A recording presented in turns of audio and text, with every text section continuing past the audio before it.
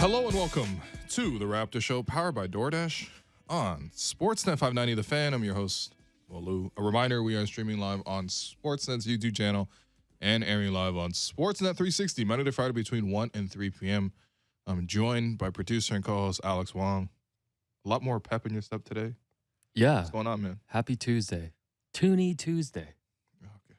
You don't remember Toonie Tuesday growing up? What did you get? You know what? What was your favorite deal on Tuesday? Tuesday was always the deals. Rainbow Cinema at Woodbine Mall had a literal Toonie Tuesday where you can go see the movie for $2. Yeah. The fried chicken place that I can't mention. Okay. Yeah. Yeah. You know, can't mention brands on here. Yeah, I mean, last night I went to see a movie and it was like $30, so I did miss Toonie Tuesdays. Love when you complain about prices. No, I'm just saying, man, $30 is outrageous for a movie. Come on, man. It's a lot of creative work that goes into it. Okay, Are you saying creatives? Was there not a lot of creativity that went into it when it was Toonie Tuesdays? Are you saying creatives shouldn't get paid? No. Okay. No, I guess not, Alex. Anyway. Let's never small talk, man. Yes. From now on, let's just get right into basketball. No, this is tough, man. So the Raptors have an optional shoot around today. Real interesting decision to go optional. They have the whole week. What do you mean they have the whole week? They have the playoffs coming up. And when you have the exams coming up, you study for the whole week. You don't just study for Asian dad. No, I'm just saying this should not be an optional practice. This should be an obligatory practice. Okay. In fact, if any player didn't show up to the optional practice today, I'd be extremely disappointed. So you're saying you would bench Fred and Pascal if they didn't show up today? Too far? No, that's too far. But okay. Ultimately, yeah, look, I hope everyone was there, and I'm sure everyone was probably there. No, they're locked in. I think Nick just needs another day in the basement to lock in, and they will practice tomorrow, Thursday, and Friday before heading to Philadelphia for Game 1 on Saturday. So they'll have their first media availability tomorrow, so hopefully we'll start getting some sound bites, be able to break some of that down, and we'll also keep an eye out of what comes out of Philly because a lot of quotable guys, right? Glenn Rivers, Joel Embiid. Yep. I mean, James Harden usually doesn't really give out bulletin board material. The weird thing about James Harden is he's been in the NBA for a very long time. He's been a star pretty much ever since he got to Houston. And I think he won Sixth Man of the Year before that anyway. But do you know how James Harden sounds? Yeah, I know how he sounds. Really? Yeah, I'm just saying like I can't really like envision James Harden's voice in my head. Just because he's like generally he stays out of this whole thing. Doesn't really talk to the media that much. Yeah, doesn't say a lot of stuff that's super quotable unless he's trying to throw Chris Paul under the bus. Oh, yeah. Yeah. He doesn't say anything. He just goes from job to job. That's all he does. Anyways, that's tough. How you feel about this? How you feel about this 1 week wait for Game 1? No, I feel it's good actually because I always feel like when it comes time to playoffs, like you really need to use all the time that you can to like get into all the details and all the minutia and everything like that. And the playoff series get really like muddled together, especially when you go later in the rounds, and then it's like 1 or 2 days between series. It's just hard to prepare. So I'm actually kind of enjoying a little bit of extra time here. This like, I've gone back yesterday. I watched 3 full games, Raptors versus Sixers, and it's good. Like I feel much more prepared, and I've actually come to appreciate some of the things that Philadelphia was able to do in their last game against the Raptors, which the Raptors did win, but the Sixers moved the ball a lot better. I think it was a nice adjustment from the game previously in the month where they only scored 88 points. So, there's things to look at, and, obviously we have a whole week of this, so we will cover it from every perspective. Today is going to be Blake Murphy Tuesday, so we're going to bring in Blake. We're going to nerd it out afterwards. We're going to get the Philadelphia perspective, on air, by the way. I'm also going to request once again that we get Keith Pompey, the GOAT. Yes, I'm going to reach out. If you haven't heard of Keith Pompey, you must look up his quotes regarding the Toronto Raptors. Yes, he writes for the Philly Inquirer, and he's co-host of the Locked On Sixers podcast, which I've added to my daily rotation. Yeah. And he predicted the Raptors in 6 in his podcast yesterday. But he also said 2 Philly scribes that have predicted the Raptors. Harrison Sanford as well, right? Harrison told us last week. Right. Before Danny Green got his ring and hit 6 threes that it's all good. I think you guys got this. Harrison Sanford will join us tomorrow. We'll also have James Herbert join us in the second segment today and let Will take a little victory lap if he wants about the Rookie of the Year campaigning because we've started to see some of the votes come in, but we'll talk about that. We will. So you watched all these games of Sixers Raptors. Maybe you're saving this for the second hour when Blake comes in, but any kind of takeaways or any things that stand out to you that you want to talk about? Yeah, it's funny because when I watched the games, it didn't feel like Embiid was as big of a threat as he should have been. Now, this is something that like is not me trying to disparage Joel Embiid. Out of everybody on that team, that's the guy I really respect the most. Clearly a very dangerous player. Clearly, I don't think the Raptors have the best one-on-one matchup for him. To be fair, I don't think there is a guy one-on-one matchup for him. Even when we had Marc Gasol, the Raptors sent plenty of help. And of course, we know Marc is, in Spain. Although, hey, listen, Marc, lots of time to come to Toronto. Maybe sit courtside. Can we get Marc some courtside tickets? I want him to sit in Drake's seats for Game 3, maybe with Drake. Yeah. So then when Joel Embiid is being quadruple teamed and he looks over to the sideline, to the Raptors bench, he'll see Nick Nurse in a squat. He'll see Marc Gasol next to Drake, and he'll see 4 6'9" guys checking into the game. Yeah. That's what I want. I really want that to happen. In fact, I want I think you had this idea, but can we get Marc to just like wear all the warm-ups that the Raptors wear? Because then it will just look like he's about to like check into the game at any point. There's no law against this. So you're saying we should just go all out to tip the scales to anything to the Raptors' advantage? Yeah, absolutely. Okay. Let's get Marc Gasol in the building for games 3 and 4 and then 6 if necessary. Just watching the series, like I didn't feel like Embiid was as dangerous as he should have been, and I think mostly it comes down to he plays a lot of static basketball, or at least in the games that I've seen here, where he catches the ball, faces up, takes his time, everyone slows down. There's not that much off-ball movement when Embiid has the ball, and then he goes into his move. And then when he goes into his move, maybe this was just in the regular season where he's less focused on making the next read and stuff like that because there's so many games, you're not preparing so much for your opponent. You're just sort of playing your game regularly. Maybe it was honestly, he's the leading scorer in the NBA this year, first center to lead the league in scoring since Shaq. Maybe he was also trying to get his numbers as well. But to me, it looked like he was very static, hold the ball, and then attack. And of course, like, I don't know, 40% of the time he will score in that scenario. But the Raptors did a really good job of swarming him, bringing extra defenders. And I thought Embiid didn't really do a good job of making the pass out, especially once he took his first dribble and started to make a move towards the basket. I think because he is so skilled and so good at those mid-range shots, he's almost really willing to settle for like contested mid-range shots over passing. There's a lot of open passes out there for him, obviously because the Raptors are sending 2-3 guys at him sometimes.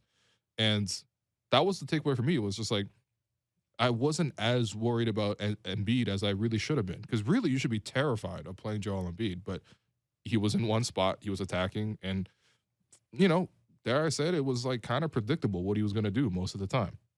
So with the way the Raptors can help, I actually feel good about that matchup. If anything, I'm looking at the rest of the team in terms of like, how do you contain Harden? How do you contain Maxey? To a lesser degree, how do you even contain Tobias Harris? Because those are the guys who obviously present more shooting. They're moving around a lot more.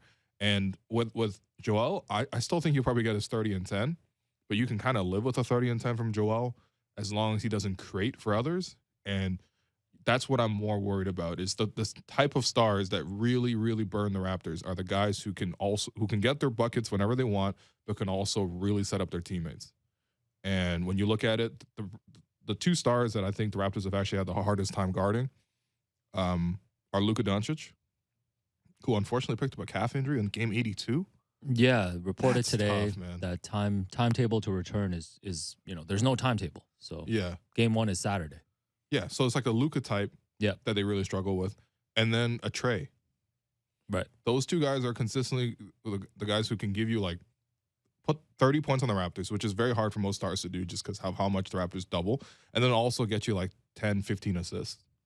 And those are the types that like really, really frustrate the Raptors. So to me, I'm thinking about Embiid's going to do what he's going to do. The Raptors have a pretty good plan against him. It's really about how do you limit Harden and Maxey and Harris. Yeah, it's interesting that you mention Luka and Trey because a few years ago, or maybe even last year, I would have put James Harden in Hmm. that category. If you're talking about someone who can get his 30 Yep. and get 15 assists and basically control the whole game, that was the player that James Harden was. And I think if you were to be concerned about this matchup, it's whether that James Harden is still there and is still going to show up, right? Because if he does, then, the problems obviously are going to multiply on defense. And as much as Nick Nurse can dial up the schemes and send all these guys at these two guys, like it's gonna be an uphill battle for Yeah. the Raptors, which is why it's weird because James Harden, we know his resume, we know he's an All NBA player, he's gonna be a Hall of Famer, but he's really an X factor in the series. Yeah. And whereas he should, if not the second best player in the series, at least the third best player in the series. Like that should be his floor, but you don't really know because the last two games, and he's only played Toronto twice. He missed, or he's played Toronto 3 times. Sorry, he did come as a member of the Nets as well, but in Philadelphia, he's played the Raptors twice. In those 2 games, James Harden had more turnovers than field goals. He had 9 turnovers. He had 8 field goals. And of course, he did rack up the assists, right? He had 23 assists, which is quite good. But I think the Raptors can kind of live with that because that. Like, end of the day, the Raptors are going to leave 3-point shooters open. They're going to try to force the ball out of their star hands. And really, if they can't score on top of assisting, then the Raptors are kind of okay with that, right? And I don't know, man. When you look at the film, whether it was just like he wasn't trying or he's trying to get to another gear or whatever, it just there wasn't a lot of scoring from him. I think the Raptors switching all these 6'9" forwards onto him really worked because of the fact that, when you're looking at Harden and he's got the hamstring issue, he just didn't look that explosive. I brought this point up many times. He's been isolated against Thad Young, isolated against Kem Birch. Hasn't really been able to move past them. There's a lot of step back jumpers, which you're kind of okay with. And when you're looking at, and we'll get into this more with Blake, but it's just like when you're looking at how you're going to guard Harden, really to me, the biggest concern is can you keep Harden quiet during the times where Embiid is sitting? Because if you can do that, then you have a really, really good shot at pulling off the series. Yeah. What about Tyrese Maxey? Because I feel like we've obviously been talking a lot about Joel Embiid and James Harden, and we know Tyrese Maxey's had a breakout year. When you're looking at the tape or when you're thinking about this matchup, how do you think the Raptors are going to deal with Tyrese? Because, he played really well that last game here last Thursday and obviously the whole season that he's had. Yeah. I think with Tyrese is interesting because it's hard to fully judge how he's going to do against the Raptors. And you can't fully take the numbers at face value because the Raptors are specifically only playing him in single coverage. In fact, a lot of the times they're helping off of him and then rotating back to him. And that's where he's actually quite dangerous. He's really good at attacking a closeout. He's either going to shoot, and he shot the ball really well, so you really do have to close out against him. Or at least force him to sidestep and relocate for 3. When he does that, I think his numbers are much more down. But he's generally speaking a really good catch and shoot player. So you do have to close out on him. And then when he attacks that closeout, he's really quick. And even though he's not a big guard, he's athletic enough and his arms are long enough where he can get these little runners and hook shots and sweeping floaters or whatever over top of the shot contests that the Raptors usually give him. And he's shown an ability to also finish through contact at the basket too. Obviously you will live with him shooting through contact, but it's also a situation where he can finish through it, right? He has that athleticism to do it. So I don't know. It was interesting to watch him. I think the majority of his plays in the last couple of games have been on drives. I was watching through it. He scored 7 times off drives. A lot of those situations, as I mentioned, he was, attacking a closeout, attacking someone in rotation. And I think that's the hard part because you obviously are going to be sending 2 defenders to Embiid. You are going to be sending 2 defenders to James Harden. So you are probably going to be able to rotate out to this guy. So it's ultimately where are you going to be able to, I don't know. You have to strike the right balance between how to close out and force him on the 3-point line, but also contain him and stay in front of him so that he's not just getting to the rim because he is quite explosive. And to me, I'm thinking about which defenders to use against him, really, because the Raptors do have several options on that front. And I'd be really curious to see which way Nick Nurse goes with that. In terms of just him creating with the ball in his hands and, Harden's off on the play, or maybe Embiid sets a screen, but mostly it's Maxey's turn to create. I'm less worried about that.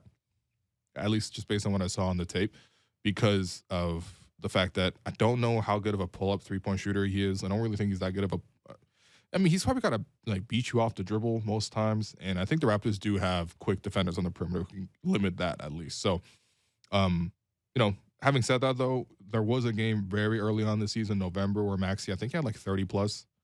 I haven't gone back and watched that film yet, just because I think that game is kind of irrelevant. But I don't know. He's an explosive scorer. Like I wouldn't be surprised if he swung a game in the series. Yeah, no, I think it's good to have this conversation because there's a lot of excitement, and I think there's a lot of people pointing towards the potential of a first round upset. But like, let's be clear, there's a lot of talent on this Philly team. Yeah, like exactly. it's gonna be a challenge. Like the Raptors are gonna have to earn it if they're gonna win this series. It's interesting you mentioned like who Nick might have guarding these guys. Like, who do you think they'll start on Maxey and on Harden too? Because I feel like they've got some options on Harden, right? Yeah. Well, I mean, they've generally had Scotty guard Harden. Now, this is when they had a traditional center in the group, and they didn't have OG and Fred, so they were able to start different players. And I'm curious to see what Nick does with the starting lineup. I think he probably will start his small ball group at the start of the game, but I think early on he will be bringing guys like Precious into the game as soon as he can. And to me, that would be the right call. To be fair, if you even wanted to change the starting lineup, I think I'd be pretty happy with that too, because I think you need your best Embiid defender in the game with him against Embiid as much as possible. And that person is Precious Achiuwa. So, but in the case of Harden, they put Scotty on Harden.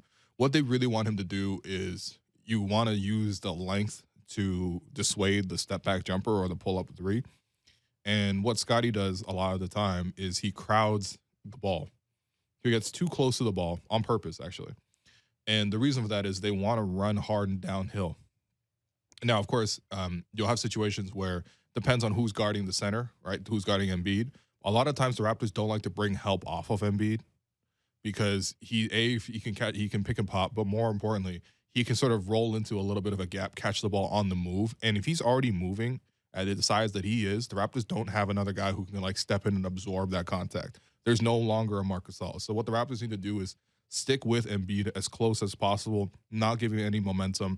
And what that requires, unfortunately, means that he can't really help his defender. The defender guarding Joel Embiid can't be helping off of him that much. He has to stay with him. Now, what that means is a third defender needs to come into the equation, and that's where the Raptors did a really good job of. Scotty does his job in that Harden Embiid pick and roll of running Harden off the three-point line, getting him to turn into traffic. And then the Raptors, what they have done a really good job of is they've sent a third defender to rotate under the basket just outside the charge circle. Sometimes they'll try to take the charge, mostly Chris Boucher. But for the most part, whoever it is, they're going to stand there with their arms straight up and force Harden to finish over the top. And that's where it's been real interesting to see because he hasn't shown, at least in the two games he's played against the Raptors in Philadelphia, is that Harden hasn't shown an ability to finish through contact or explode around guys at the basket or out quick guys and get to the rim the way he used to, right? And he might draw some fouls that way, but ultimately speaking, the Raptors have been very effective with that strategy. And I think the other scenario is, okay, if you do want to change up your defense because, I don't know, Harden's really gone a roll, whatever, the other reason to put Scotty on Harden is because when Harden comes off that screen with Embiid, if you want to play it differently, what you do is you switch. Now, of course, there's not a lot of defenders in the world who can both guard James Harden and Joel Embiid, but the Raptors do have a ton of 6'9" guys, and they'll mostly live with those switches. And so that's where if Scotty ends up on Embiid, it's not ideal by any means. But at the same time, Scotty is one of the Raptors' biggest players on the team, and he can at least hold up Embiid to a point where someone can come over and help. So I think the Harden defensive matchup I'm not too worried about. That's where Maxey is. I don't know. I'm more curious about that one in terms of which way you want to go with it because I think Fred will probably get the matchup. Fred is your go-to perimeter defender. However, Fred is also really good at helping off of his man and digging down and swiping down in the post and trying to create turnovers. Obviously, you're going to be doing that quite a bit against Embiid. So you're going to need Fred to do that. However, Maxey's the best guy on the Sixers at attacking closeouts. So if Fred is going to rotate over and try to dig down and the pass comes out because he's not able to get the steal on time, that's where Maxey is the guy who's most likely to hurt you. So I think in that sense, maybe you keep Gary on Maxey and you put Fred on someone less dangerous like a Danny Green or like a Matisse Thybulle or whatever. So he can help off. So he's more willing to help off. Yeah, and plus that'll keep Gary maybe a little disciplined. Just stick to Tyrese, please. Yeah, well, I mean that's the thing too. Like I think with Gary, the nice thing you have with him is that he's so handsy, and Tyrese does like to drive. Yeah. And when you're driving, there's more of an opportunity to strip the ball too, because you're revealing it, you're putting it on the floor. That's where Gary can come in. I mean, look, I think the Raptors could probably live with either matchup. Yeah. But to me, I do like the ability of putting Fred on a weaker shooter so that he can come over and dig down on the ball. No, I like all I'm hearing, man. I'm telling you, I watched a lot of the film, man. Yeah, there's a lot of takeaways. And it just sounds to me the Raptors have a lot of options. They have a lot of options in different ways to try to attack this. And that's the interesting thing too, because you haven't even talked about OG, and OG is going to be a huge part of this defense. I agree. Pascal as well, right? Yeah. So.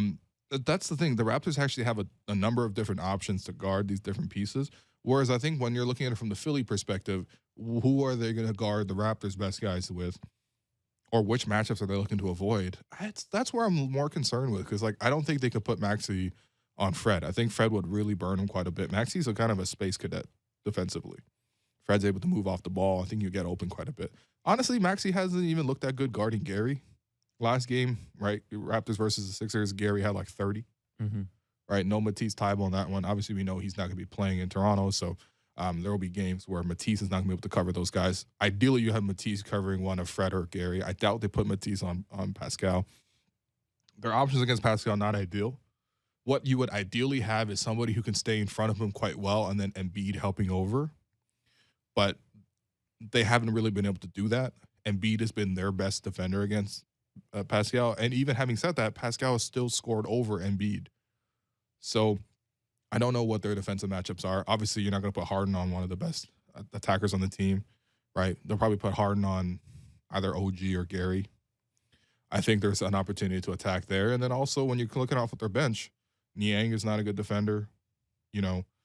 If they choose to play like I like Furkan Korkmaz, which I know his minutes has been in and out. So we'll see. He's torched the Raptors in the past. He's one of those guys that I feel like is a Gerald Henderson Award candidate. It's just because of longevity. This guy's been around since the process days, I feel like. Well, I mean, hey, listen, they did take Furkan Korkmaz one pick ahead of Pascal Siakam. Yeah. What part of the process is that? Yeah. So I don't know, but a lot of those guys are negative defenders. Danny Green, nicknamed Icy Hot. Yeah, obviously I think he can do some things. Damn, I can't believe the Raptors, the team that we spent all year talking about their bench problems. Yeah. They have the bench advantage here.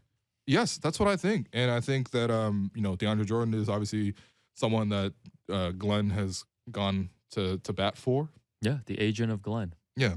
No. What? That's DeAndre Jordan. Oh, okay.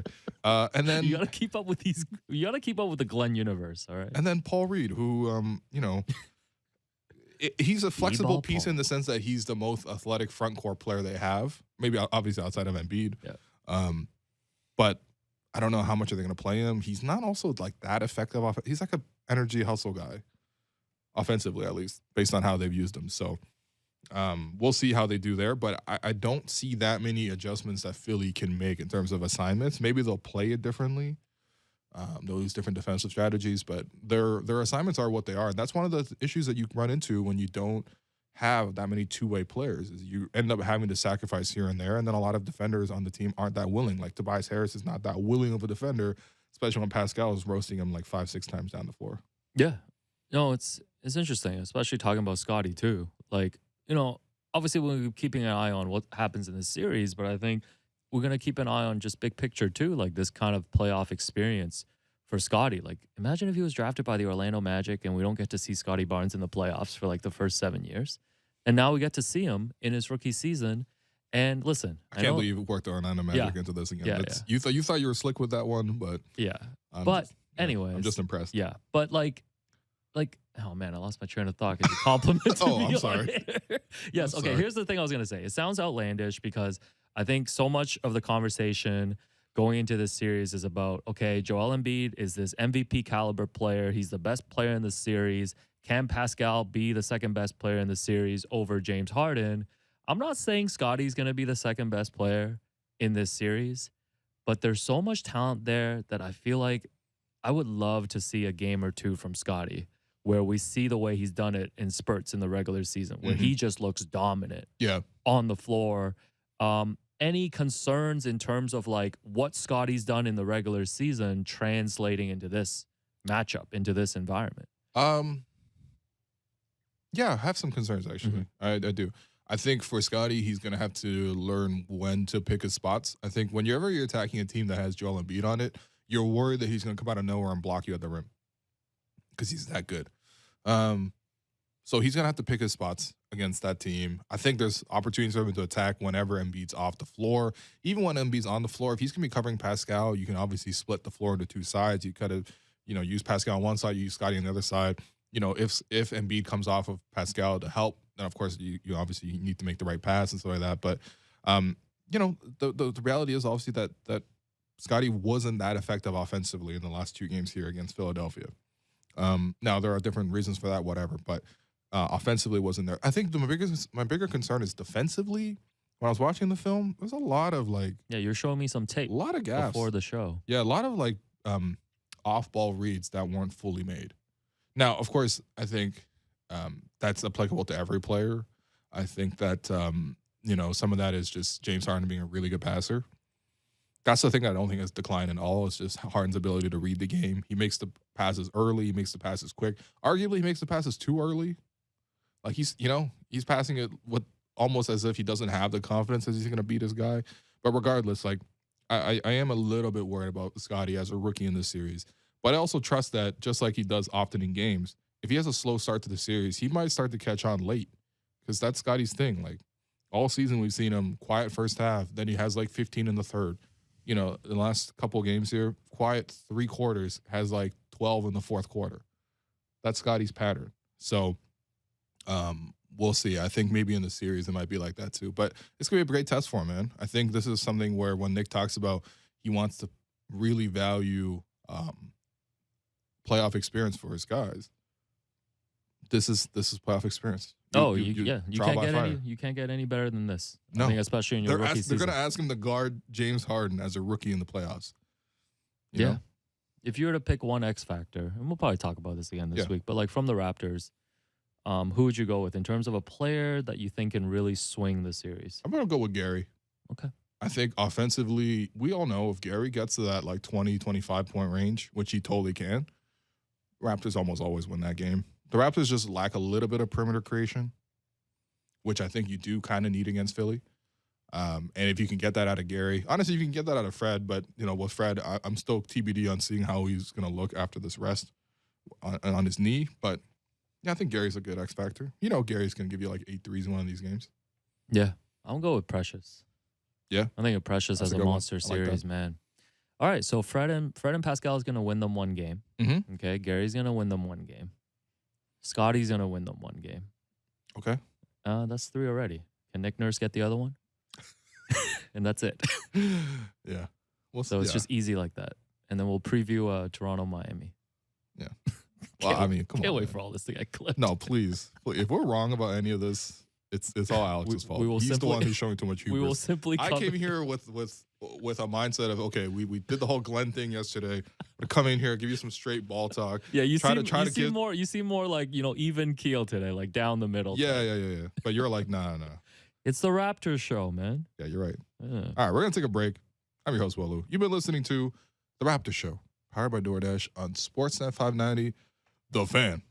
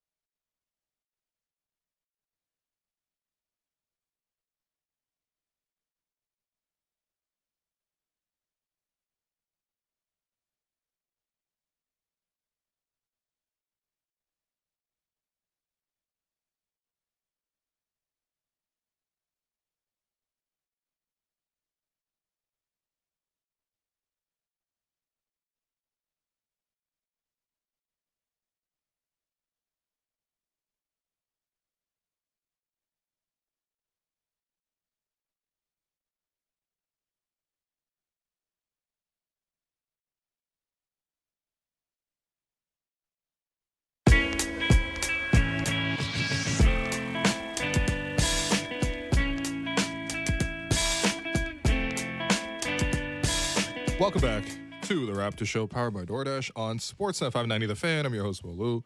I continue to be joined by producer and co-host Alex Wong. What's going on, Alex?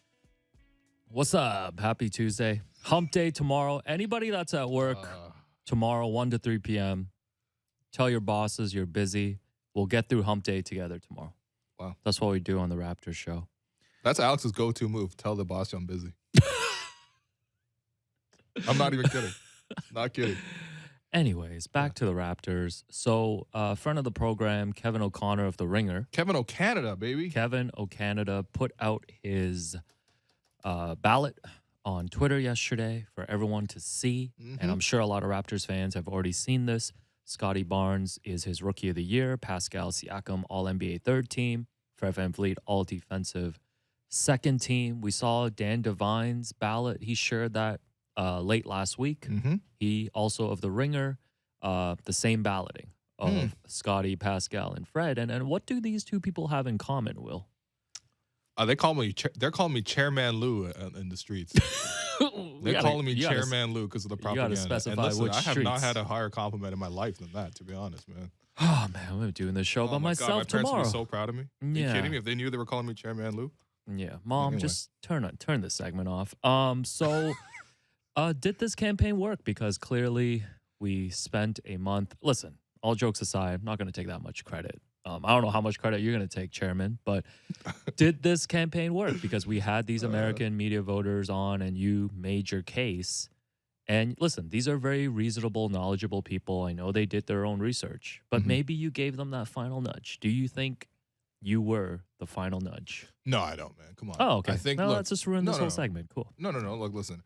These people are the smartest people who cover the game. They cover it in depth. They talk to a lot of people. Obviously, they watch a ton of games. They're really plugged in. And I think that when you have watched the entire NBA and you've really given a fair lens and everything, once you do that process, I trust whatever judgments they come to because that's the whole idea, right? The idea isn't to just like appease a fan base or anything like that.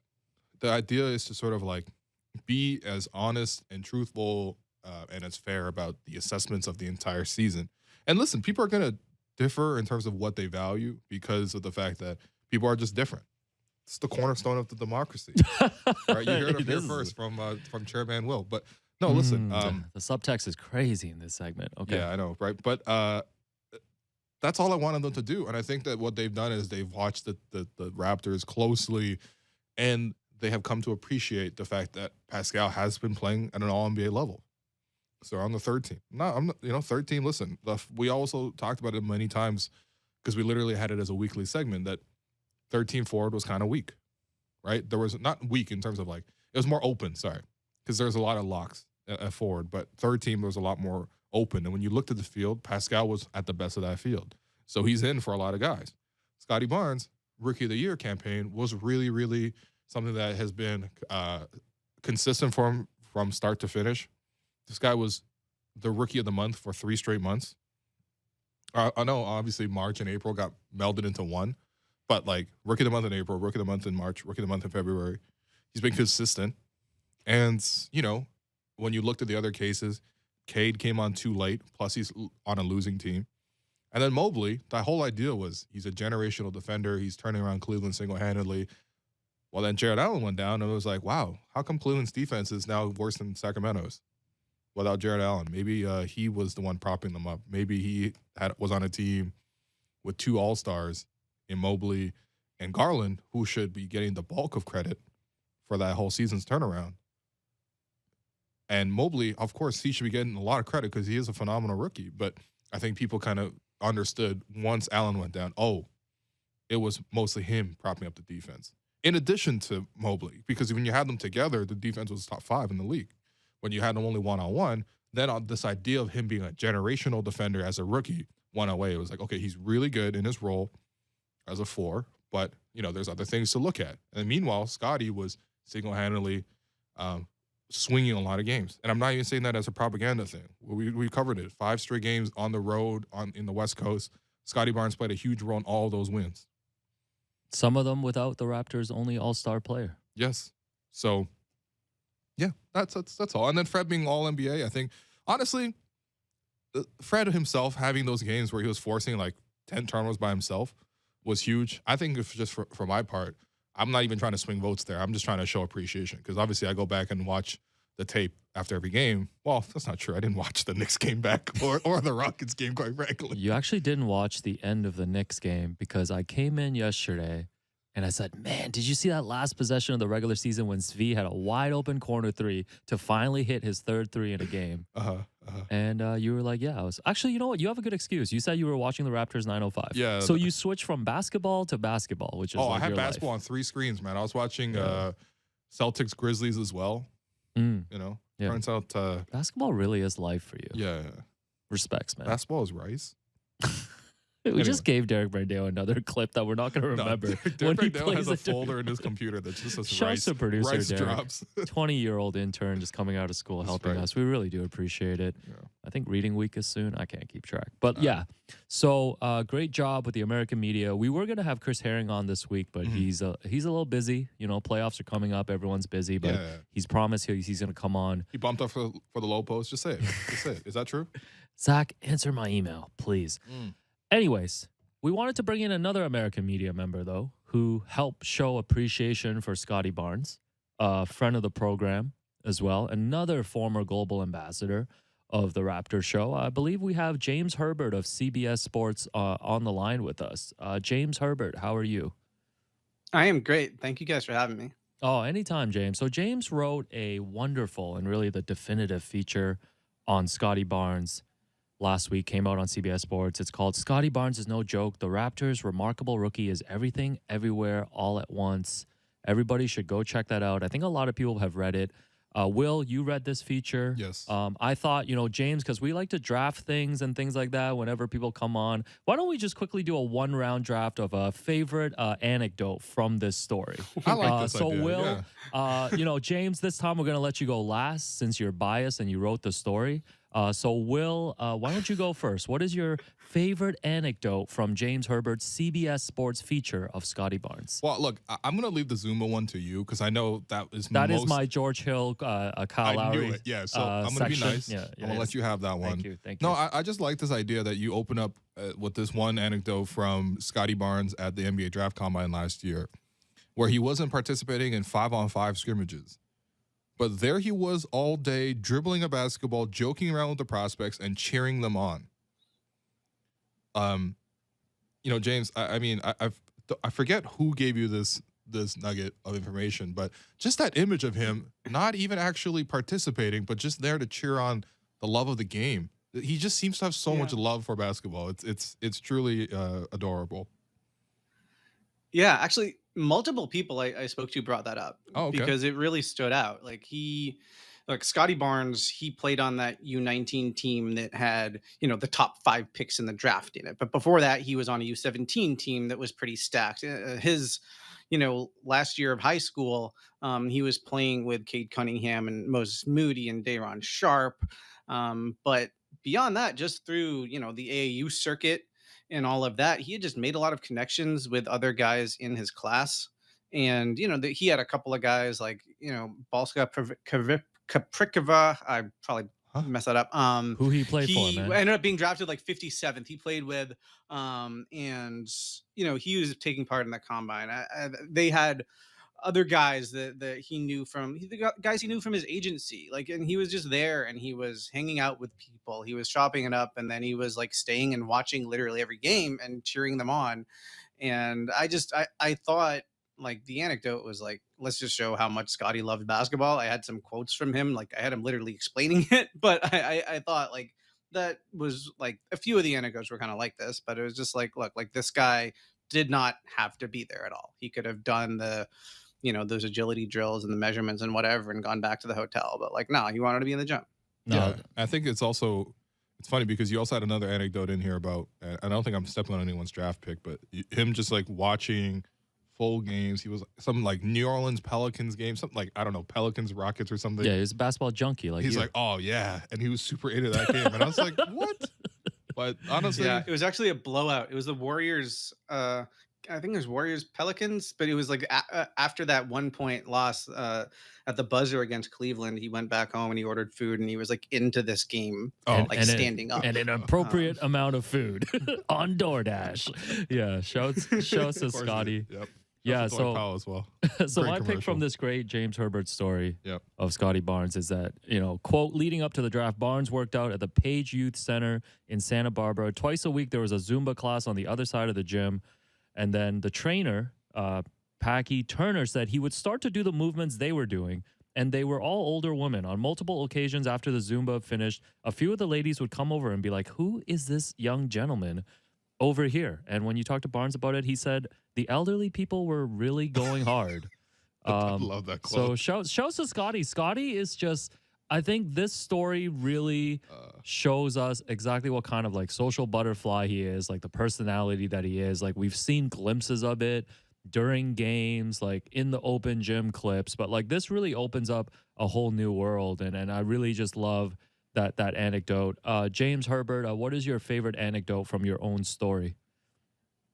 I hope it's okay if I use a quote. Yeah. There's a quote from Tavares Harris, who coached him in his freshman year. He's only there for 1 year at Cardinal Newman High School. And it's kind of a long quote about how Scotty wants everyone to be happy. But the end of it is, if you're not happy and you don't look happy, brace yourself. He's coming to hug you. And Yes, like he's a I huge thought that was hugger. such a good Yes. quote. I almost like started the story with that quote because it's just like the idea that you have to watch out, like just look over your shoulder. If you're looking like you're bummed out, this like bundle of joy is going to run up on you and give you a bear hug. Like I thought that said a lot about him, and probably doesn't surprise people having seen just him at All-Star, or him, that clip from Open Gym where he's talking to Fred. Like he's a hugger, man. Yeah. Yeah. No, he's everything everywhere all at once. By the way, an Elite, can we just take a second here? Yeah, Elite movie. four Honestly, I finally watched that movie yesterday. I don't know what took me so long, but You've been A day watching after, basketball every day. I think so. Immediately after the theater, I texted Alex because Alex was like, "Oh, you're gonna see the movie? Let me know how you think of it." Immediately after the movie, I texted him, "This is the best movie I've ever seen Of all time. of all I time." said of all time. All time. Now, No, context-wise, it's so good. he watches one movie a year. So That's when not he's, true, man. when I he watched- calls any movie of the year, it's the one movie that he watched. That's not true. But no, seriously, that movie was insane.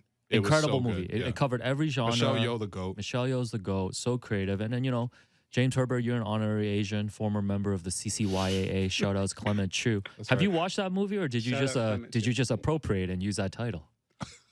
Are we calling it appropriation? Listen, I thought it was a nod. you've been Like you've been canceled once. Oh my goodness. what is a second time, Uh, anyways? We're about to make it two. I haven't seen it yet. I want to. Oh, I James, you can't gotta go remember see the it. movie God, ever. James. You have to go Yeah, see it. I know I do. Good. I know I do. Okay, you must watch it and file a report back to us within the next 7 I can do days. that. You're on the Oh man, clock. you know the playoffs are starting, right? Like. Oh yeah, No, that's right. no, Oh, listen, the this play. is- Oh yeah, you got a play-in game to go is- to tonight. I don't you? do. Way I'm better going to than Barclays in like a couple hours. Yeah, show us to James Herbert. From Toronto to Brooklyn. But yes, James, you did get canceled by Raptors fans earlier this year for giving them grief for booing Goran Dragic, and people said really mean things to you, and now they all have to apologize because you wrote this wonderful Scotty Barnes feature. Is that why you wrote it? No, come on, James is a professional. First of all, James's world doesn't revolve around the Raptors, like you. And James is just one of the best writers in the game, and I know he's been diligently working on this story. I think you started telling me about this like at the start of the season, to be honest. Oh my, yeah, I've been working on this forever. That is not why I wrote it, but when the Twitter thing happened, I was definitely like, it took some restraint not to be like, you guys, like, you should see what I am actually working on right now. Like, I'm not this like Raptor hater who doesn't understand Toronto. Like it was just kind of ironic that I think I had done an interview for this story like a couple of days before that had happened, and it was like, oh cool, like I'm now in this like weird Twitter thing with Raptor fans, but it's all good. I apologized after that on this show, so I think we're all straight now. No, you're back. You're back. And listen, James, with every guest that we're talking to this week, we need a Raptors-Sixers prediction. So, what are you thinking about this series? You want, like, how much detail do you want? I'll say Raptors in 6. I can explain it. Yeah, please Go explain ahead. it. We have I think 6 minutes left I in think- the time slot, and I know Alex doesn't want to Okay. fill all of the 6. Nah, so- take three. Take three. look, I think it it's a rough matchup for Philly. Toronto's going to have to do a couple of things at a high level to be able to pull this thing off because I mean you are talking about a team with Joel Embiid and James Harden. I don't know. By the way, Tyrese Maxey has like been shooting the heck out of it and has had Mhm. a just an incredible season. But if the Raptors can force some turnovers against a team that does not commit a ton of them, but a team that the Raptors had previously shown an ability to make quite uncomfortable. And if they can avoid fouling, which was an enormous issue for much of the season, much less so in the second half of the season, but that's like how the Sixers make their money, then I think the Raptors will have a really good shot. I mean, this team is awful. Philadelphia in terms of transition defense. This team is not a good rebounding team. I think they're going to have to make some kind of compromises with regard to the rotation when Matisse Thybulle is available because they kind of need him for defense, but then the Raptors will completely ignore him. And they're even like pretty good at cheating off of good shooters and getting back to them. Like when there's a guy like Thybulle on the court against Toronto, like the Raptors exploit that really well. And then for half the series, they don't even have that option if they need defense. They kind of have to hope that they can get by with the guys that they have. And I mean, I think that last matchup that we saw does not tell the entire story. Like the Sixers um, can make some adjustments to the rotation. I think James Harden can certainly play much better than he did in that game. But I think it was telling that they had to put Embiid on Siakam. And unlike in 2019, when they tried that, like Siakam was not bothered by that at all. Like that did not work even a little bit. And I think if we're talking about the matchup problems that Siakam creates, you also have to talk about the matchup problems that Embiid creates because the Raptors don't have Marc Gasol anymore. But I would say in both of those cases, a lot of it is not just about that matchup; it's about what the other guys are doing. 'Cause even when they had Gasol, they were sending doubles. They were doing it at different times. They were varying up their coverages and they were trying to make Embiid think, and that is what they do better than any defense in the NBA is make Joel Embiid think. And I think the Sixers have to find a way to make the Raptors think and get them out of their comfort zone. But I mean, this is not a sort of top flight defensive team. It is a team that is not nearly as versatile or athletic as the Raptors are, and they look like they're not going to have their. I mean, they're not. They look like they will not have their best perimeter defender for any of the games in Toronto. So I think it's going to be a challenge for them. I think they'll probably just like try to pretty aggressively help off of the guys they don't respect from deep and try to make sure that Van Vliet doesn't get rolling. Probably put Thibault on him and try it and just hope that Trent doesn't find any open looks and do it that way. But I think they're going to have a really tough time keeping Toronto off of the offensive boards and out of transition because every team has had a tough time with those things all year. Yeah. I was gonna say you also wrote a really nice story about that too as well. But yeah, just really quickly because you obviously are based out of Brooklyn and everything like that. So you've seen a lot of James Harden this year. Is this just not the same James Harden? Like, are we just worried about something that's not going to be there for him? I think it's I think he has lacked the burst at times that we've seen in the past. I think that is But valid. why is that though? But well, I think he didn't come into the season in shape. He's had a hamstring issue crop up. But I would also say that like if you look at some of the numbers that he had before like the final week or so in Brooklyn, like there was a stretch where his numbers were like absolutely no different than what we've seen in years past. He is Okay. you look at how he started in Philadelphia, he was on an absolute tear. He is still capable of going off at any time. And I think when so much of this discussion has been like, what has he like lost athletically? And like I will say, like it has for a lot of the year looked like he's lost something. But that was never like his whole deal was just like bursting by people. His skill was not accelerating, it was decelerating. Hmm. That was the thing that set him apart. Like he would be able to just use all of his trickery and his timing and his incredible footwork and he would get to the line and he would put the defense in like really compromised positions and impossible decisions when it comes to like do we send help at him or do we worry about these shooters. And the thing is, whether you're talking about Brooklyn before the trade, especially when they didn't have Durant, or whether you're talking about now in Philadelphia, especially when Thibault is on the floor, but even more generally, a lot of the time the spacing has not been good. Like James Harden has just not been afforded the same kind of offensive environment that he's had in years past, and that's what he has complained about, like, a lot, including kind of recently, about the like, he has complained about the spacing there. So I think the pendulum has maybe swung a little bit too far on how far Harden has fallen off, but I mean, I understand why people get there, because like you look at like that, literally that last Raptor game is the best possible example Yeah. you could have if you were trying to criticize him, because he could not beat his man. And but I would just say it's not just he couldn't beat his man, is he was looking past his man and there was a guy standing like a couple of feet outside the paint on most possessions waiting.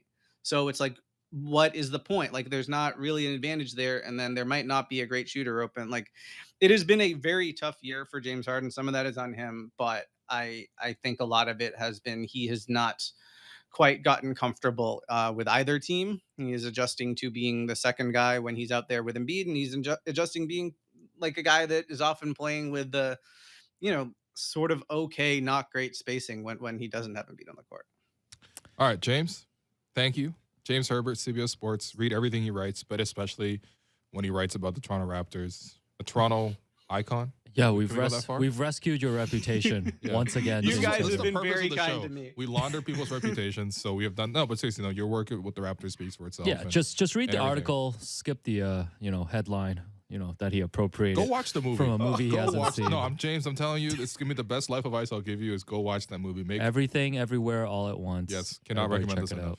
All right. After the break, though, we can't wait. have to name. Thank you, James. After the break, though, we have to name our favorite scene from the movie. Okay. Per rule. We'll do that. Okay. I'm your host, Walu. You've been listening to The Raptors Show, powered by DoorDash on Sportsnet 590, The Fan.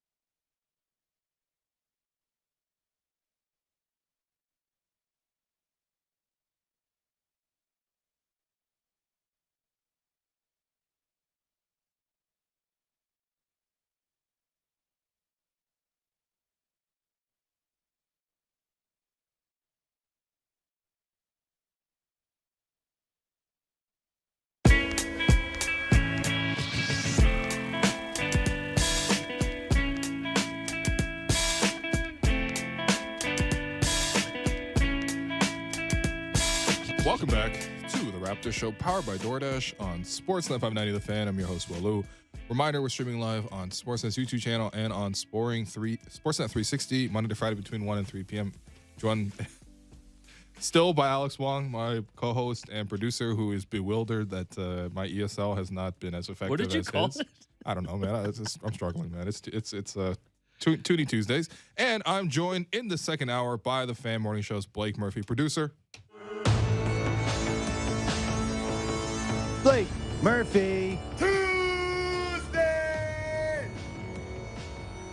Apparently the Eminem portion got cut out. Oh yeah, Remember that I version? think that's Yeah. for the best. Chris Boucher's sitting at home right now. He's like, yo, I'm going to optional shoot around. I can't hear this No, drop listen. anymore. Yeah, Blake, why are the Raptors having optional shoot around? It feels like every playoff preparation should be mandatory. Well, you know what that is, right? That's we don't want to do 4 straight days of media availability. If we call it an optional shoot around and let it be known that it's optional. Like, you ever seen D2 The Mighty Ducks, where the teacher's like, yes, school will be optional, but if you choose not to attend, you'll be ineligible to play. Oh, It's okay. like that's what I think they're doing Okay. there. That way they don't have to do 4 media days in a row. That's a vet move right there. Yeah. Wow, It's a vet move. media not being prioritized. What's going on, man? I mean, It's a new day. I don't know about Do you really need 4 days though? Of like by the time 4 days is done, because they're doing it all press conference style, so you'll be in the little media room, so it'll be Nick every day, and then 2 different players. That's 8 players over the course of the week. Utah Watanabe better get ready for Friday then. They're Yeah. about to cycle through all of them. Are you really trying to talk to that many guys about this series? I mean, I guess, you're right. This is a very savvy move by the Raptors then. I like that. Yeah. But listen, everyone better be at that practice. It's the playoff time. Nothing is optional. Stop worrying, man. Anyway. The other thing too is the 905 are done now. You got to give the That's 905 right, yeah. guys a couple days to be the scout team, right? Yeah, well, You listen, guys remember that article that I wrote in the? why the don't you let people know finals? about it? Yeah. Yeah, so in the 2019 championship run, one of the things that I wrote about, it was a lot of fun, was that the 905 guys are the end of bench guys. Their season is over now, and it's very unlikely that they'll play in any scenario. Some of them are even ineligible to play, like Justin Champagny and David Johnson. Right. So at that time, it was Jama Malalela running this, and your bench guys were like Malcolm Miller and Chris Boucher and Jordan Lloyd and Eric Moreland, those kind of guys. Yep. So what each of them does for, let's say, the Philadelphia series is they're trying to learn all of Philadelphia's sets and tendencies. So Isaac Bonga right now is doing a rip-through move? Is in the lab trying to become Joel Embiid probably, and David Johnson is trying to become James Harden. And the idea is that you learn. I mean, you can't learn the whole playbook, Sure, but if you yeah. can learn 3 or 4 of their pet plays pretty effectively, that lets your first and second team practice against what looks like a Sixers team, and those guys don't have to worry as much about game planning because the odds of Isaac Bonga getting into a game in this series Yeah. are roughly equivalent to our odds of getting in a game this series. Come on. So that's what those guys are doing right now. I'm not actually serious that changes the practice schedule, but if you're ever curious what the end of bench guys do right now, day to day they're working on their offseason stuff already. Like they start their kind of 905 development program now, Right. and then their main task is your scout team. You're learning the Sixers. After a game, they'll be in the film room with whichever coach is assigned to it, whether it's Coach Mutombo or someone else. Picking apart a couple plays and running that stuff for the first team so that those guys can see it live. That's really interesting. Yeah. Now going back to that 2019 run so who was who? If you remember. So Jordan Lloyd was Steph, was the big one. Okay. I think Malcolm Miller was Aaron Gordon in the first round when I did that story. Okay. Was Jeremy Lin on this scout thing? Come on, bro. He was on the bench. All right. But the thing is, you need 5 guys. So I think He might have been part of it. Jeremy Lin was part of it. Jeremy was Clay, There we go. the Chinese Clay. Yep. Yeah, Where do you and, wanna go with maybe this? Jody Meeks. Okay. Yeah. Oh yeah, show us to Jody right. Meeks. Yeah, No, that's interesting. Part of the I program. do wonder if they take it to the next level and give them like Sixer jerseys to wear. I would imagine they wear like a different color jersey at least, like with No, a make number them put on Sixer on gear it, and so you everything. can Like Isaac Bonga has to tweet at Rihanna on Twitter. Like he Yeah. has to embrace the whole Joel Yeah. Embiid personality. No, listen, what you- David Johnson has to show up late. No, this is great. I love the all hands on deck approach to the playoffs. Nothing optional about it. Okay, Makes all right. sense, right? Like a lot of guys, especially with the sport, but like the It's better them doing it than as tactile assistant learning. coaches. Yeah, tactile learning is generally more effective than just showing, right, or telling. Mhm. If you can get out there and actually practice against it, that's generally a more effective way for people to learn in general. Yeah, no, fair enough. That's a good idea. Okay. In regards to this series, Blake, my only I don't even know if this got relayed to you. I guess I could have just told you myself. It's not like we're not friends, but my only note was just let's just nerd out about this series. And I have some general questions, but feel free to take it anywhere. But my first question on this series, if we could just start here, Raptors-Sixers.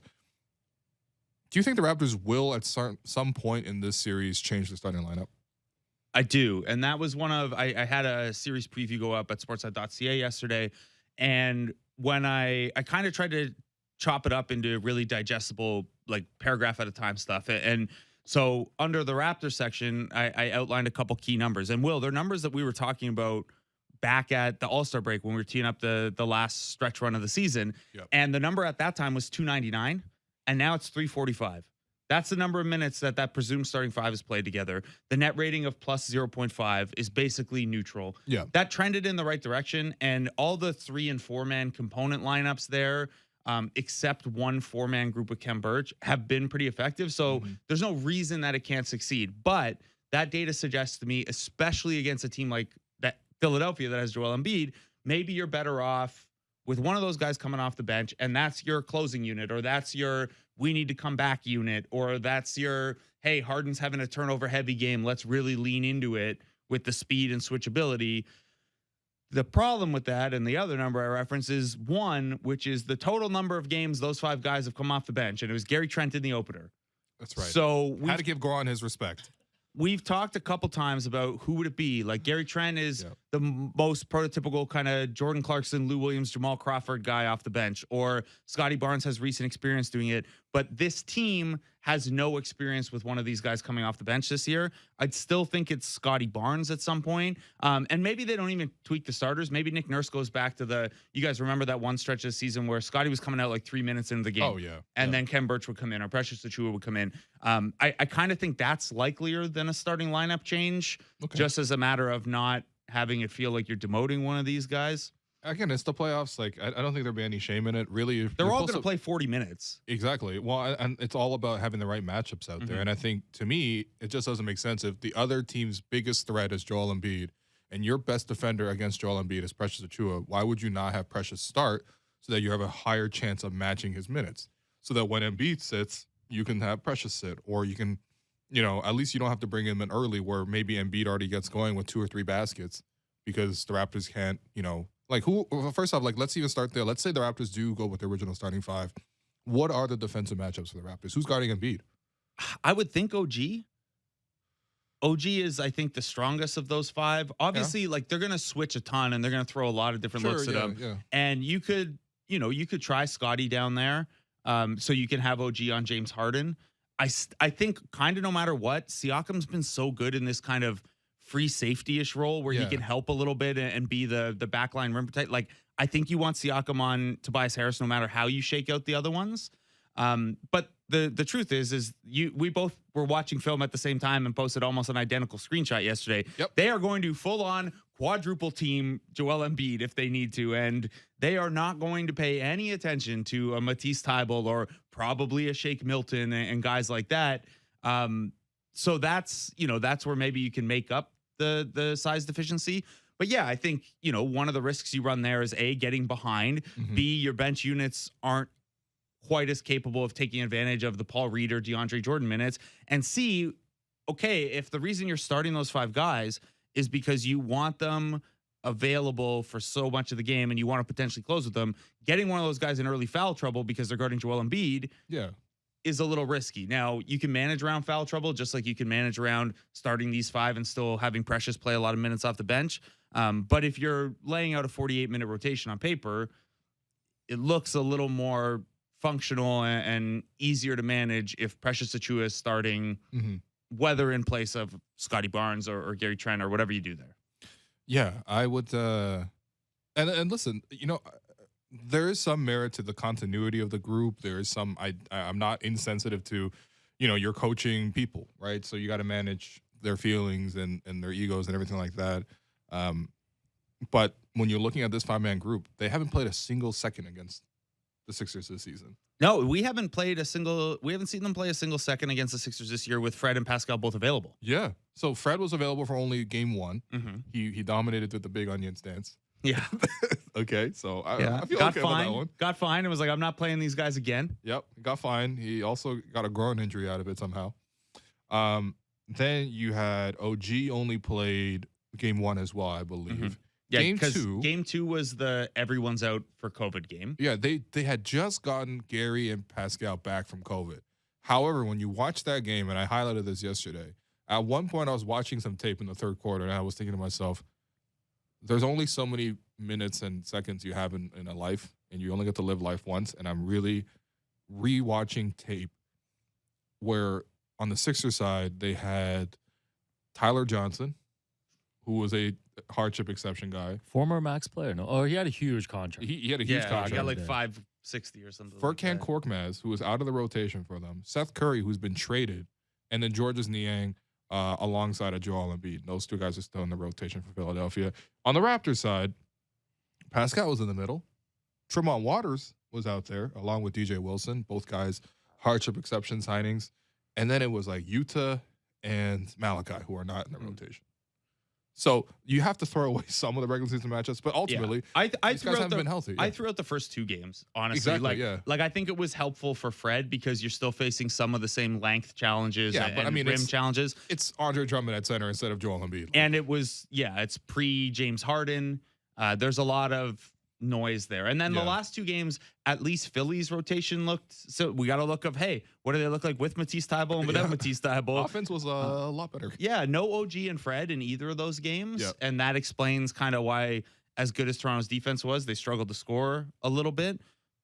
But I took some encouraging signs from those two games. You beat Philly, you beat a playoff opponent twice in tight games without two of your starters. Mm-hmm. You got to feel okay about that. Especially because one of those games they hit 19 threes and the Raptors still beat them. Now, of course, the Raptors are also quite hot from three. That was the game where Precious was hitting 5 threes in a game, which included a step back three and also a transition pull up. I got asked about that one a couple times by Philly fan friends of mine, who are just like, do we have to actually expect this? Do we have to actually prepare for this? I'm like, you absolutely do not prepare for it, but everything is on the table with Precious Achiuwa when he has the ball. Listen, Precious Achiuwa in this series, his role is to be Serge Ibaka, Game 7 over Ben Simmons. Do you prepare for that? No. Can you prepare for that? I guess. But when it hits you, it's going to hit different. It's going to be soul crushing. Yeah, tell them about the hit different 3-point rankings. Yeah, so we had to hit different 3-point rankings 3 points with the Raptors, points, right? You know? And I think Precious is at the top of that list for Absolutely, the Raptors, like a clear number one. Because when he hits the three, you're like, oh my God. Yeah. What are we doing? And especially because he's expanded from beyond just shooting the corner ones now, right? Yeah. Like when they're above the break, like he's we gotta hitting split those too, up yeah. too. Yeah, he's hitting those. Yeah, because it's obviously the corner three is the first progression, and then I think the second progression, or the first for a lot of centers, is you're the last man up. You're that JV trailer three, right? Yeah. But Precious isn't doing that. He's hitting like full on transition wing threes. Yeah. Where like that's the same spot Pascal always looks for Fred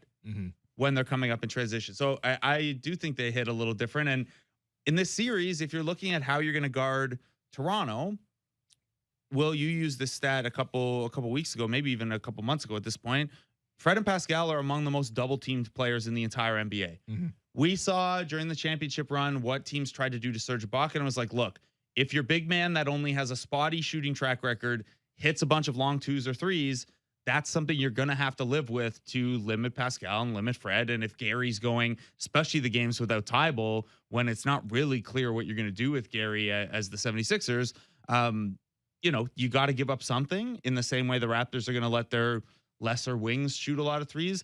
I think you're giving Precious Achiuwa carte blanche to shoot a lot of those top threes if you're Philadelphia. Yeah. So if he comes through, I mean, what did he finish at? 34.5% this year or something like that? I think the stat was he's 39 of 100 from three post All-Star break. Okay. Yeah. I mean, you'll take that. You'll take even a couple percentage points off of that for sure. Yeah. No, it's listen, I think he's going to be, I think you picked him as your X factor for the series. Precious You picked Achiuwa. Gary, right? I picked Gary.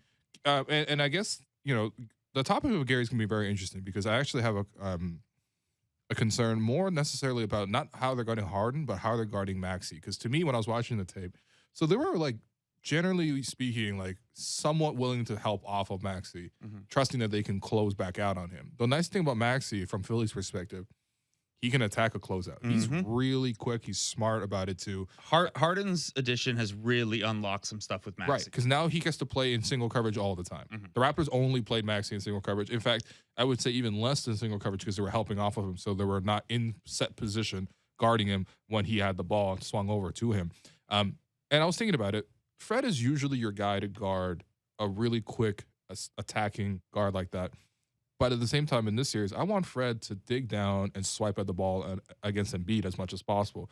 He's also really good at the heavy hands thing. And to me, if you're using Fred on the Maxey assignment, that means that you are now helping off a guy who is really good at attacking closeouts. So would it make more sense to put a guy like Gary on Maxey and put Fred on as someone who you can more willingly help off of, like a Matisse Thybulle? Even when Danny Green's out there, they'll help off of Danny Green as well. If Danny Green beats you with 6 threes again, good for him. But he hit 6 threes and the Raptors still won.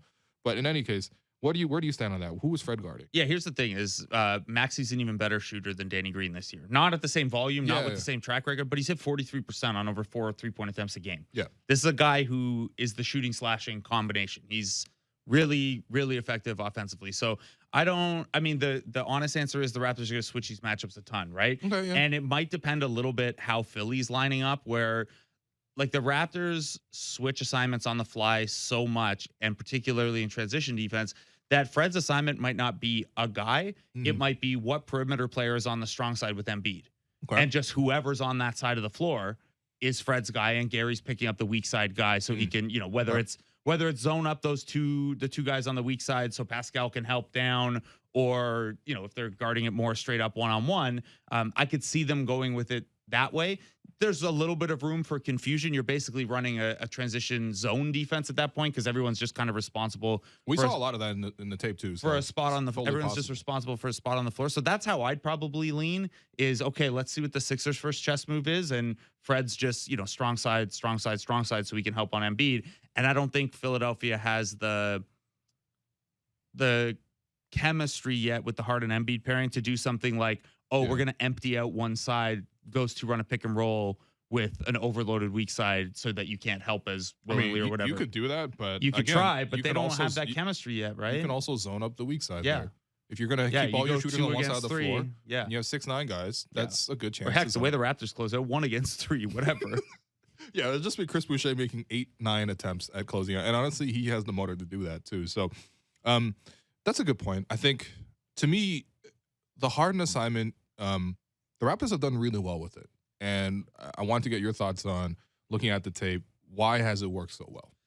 I think the Raptors are one of the best teams at turning. I mean, we know what Nick Nurse does to opposing stars and what that defense does. And it's not necessarily that these guys become bad players. It's that they can turn scorers into point guards. James Harden is pretty willing to become a point guard a lot of the time, which is a credit to him and how good he is as a passer and how well he understands defenses. But I think scoring, though.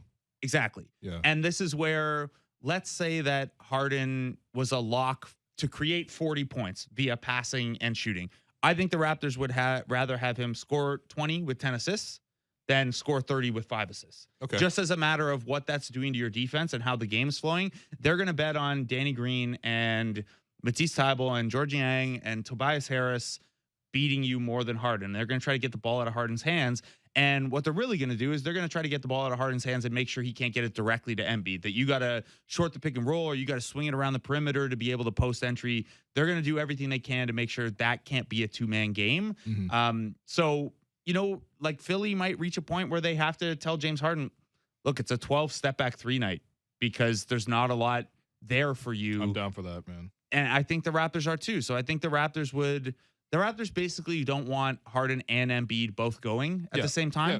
And it's easier to turn Harden into a point guard, like a distributing point guard who shoots a lot of threes, but pretty inefficiently, 32% this year on threes. He's not he's a guy that's a big weapon because he can always get it off, but he hasn't shot super, super well on it the last couple of years. So I think the Raptors are...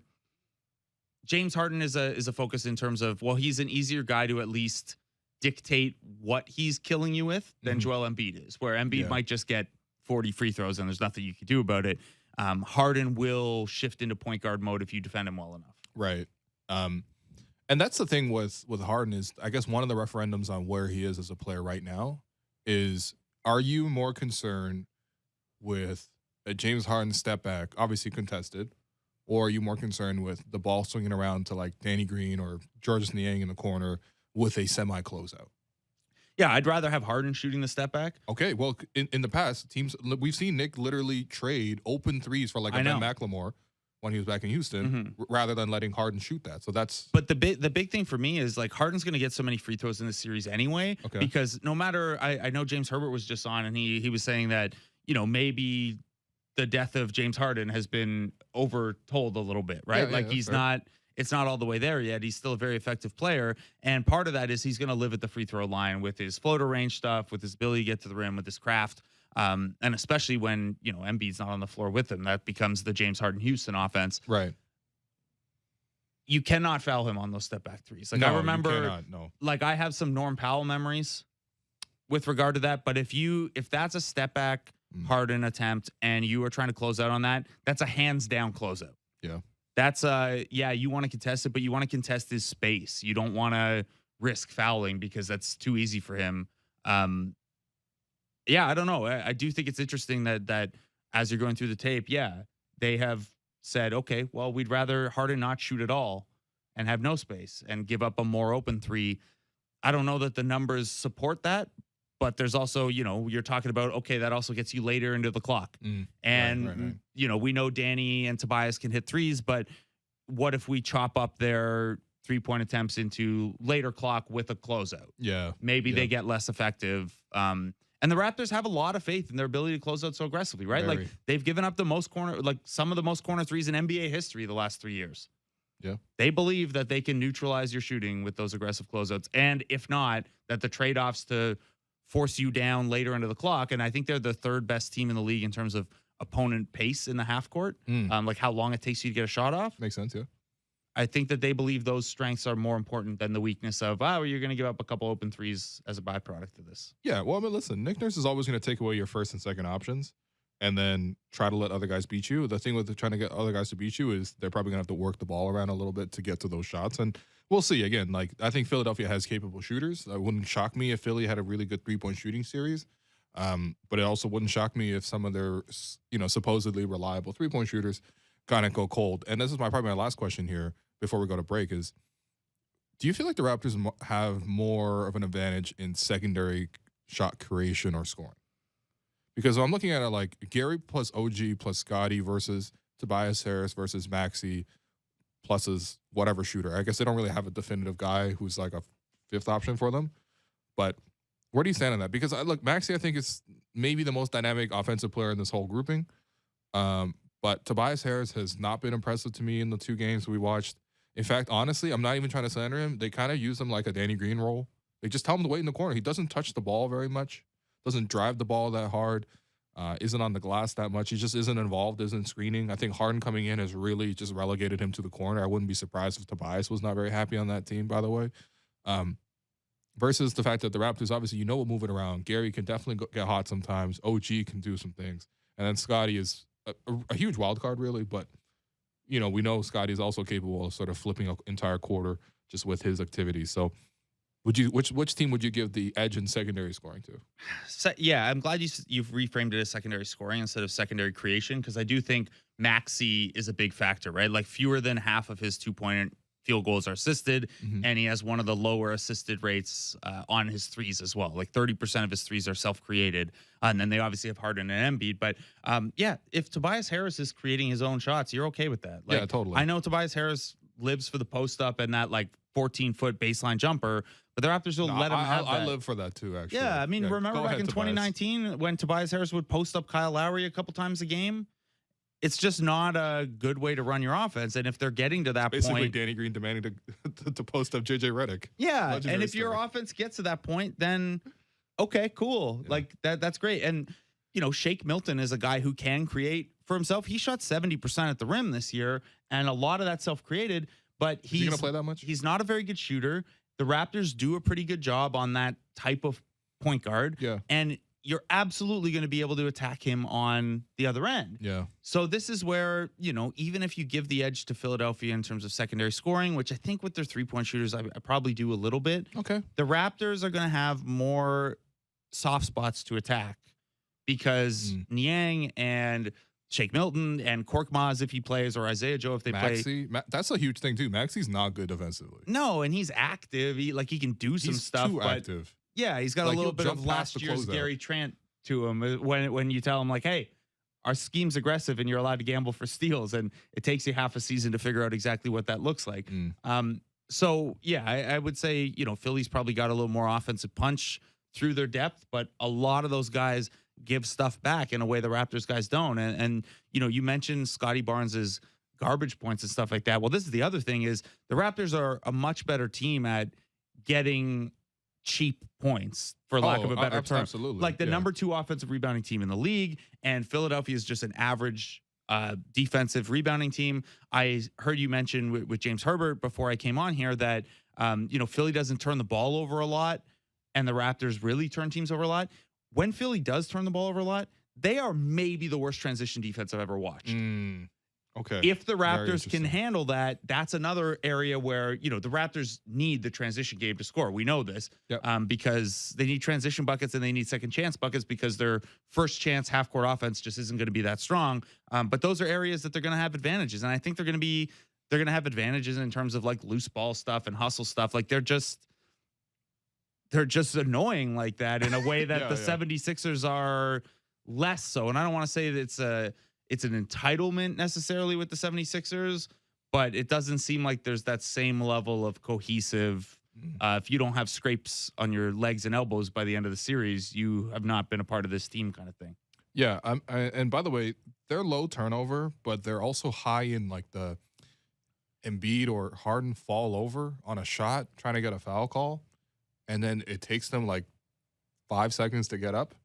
This is and where then the Raptors get out in transition. Again, watching this is not even slander.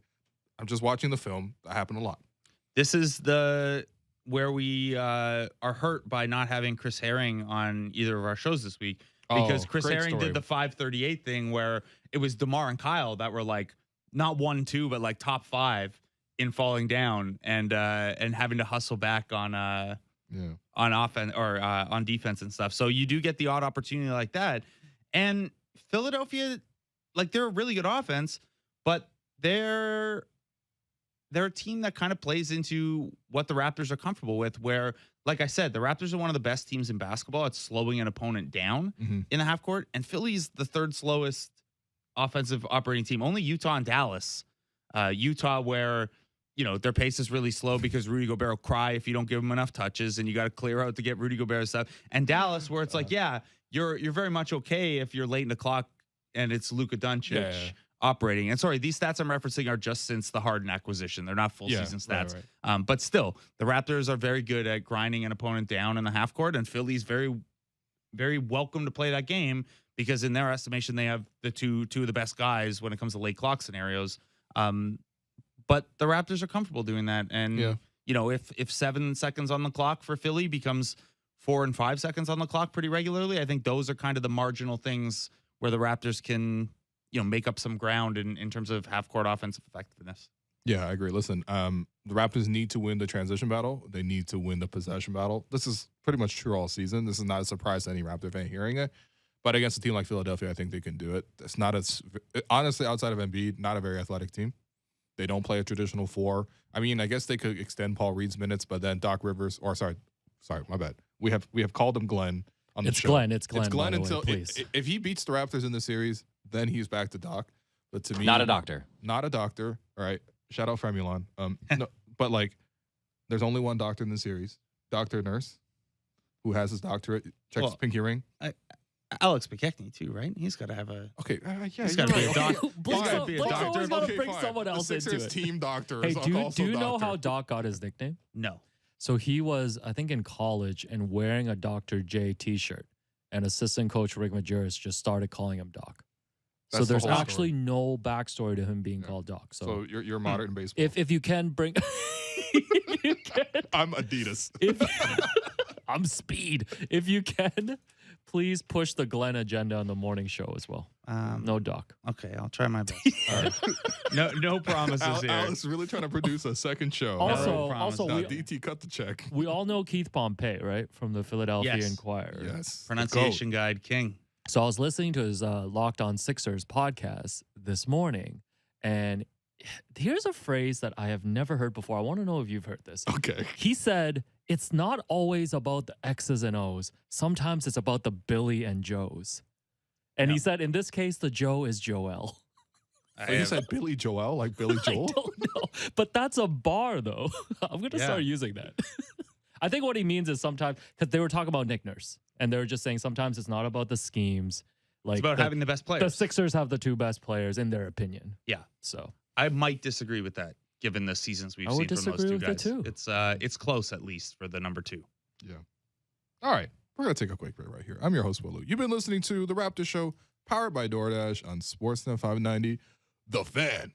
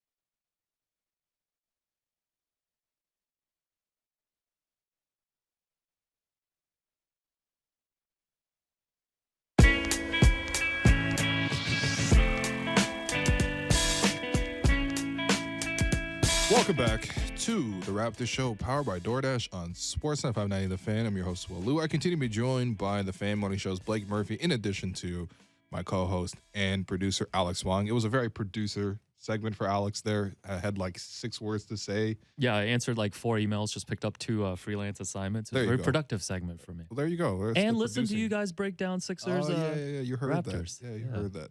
But you actually have some notes to pass along?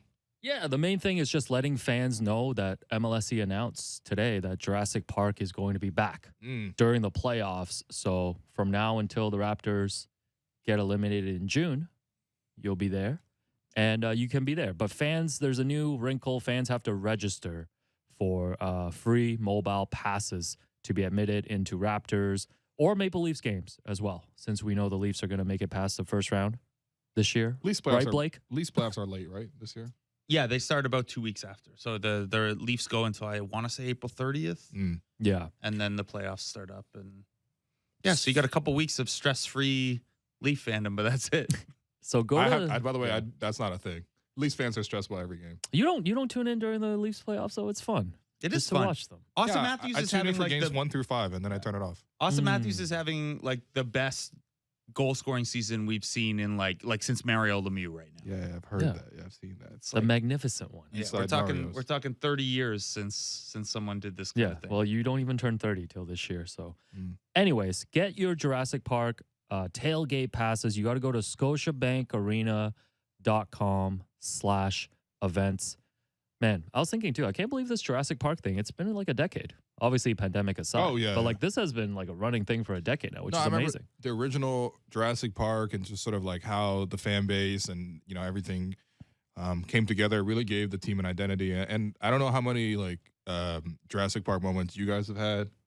A lot of credentials for you guys. I know you guys were always big time media. For me, I had a hard time getting credentials for a very long time. I'm just going to say this. First game I covered professionally in the building was 2018, the home opener. Tristan Thompson saying the East still runs through us, and then the East ran through them, definitely. And then Ty Lue said wins and lessons. That's right. Went 0-7 and got fired. Yeah, but hey, listen, it all worked out for Ty Lue. But no, listen, I was in those Jurassic Parks quite a bit. And do you have a favorite memory then? Truthfully, did you crowd surf? No, because I have the great displeasure of always going during bad games.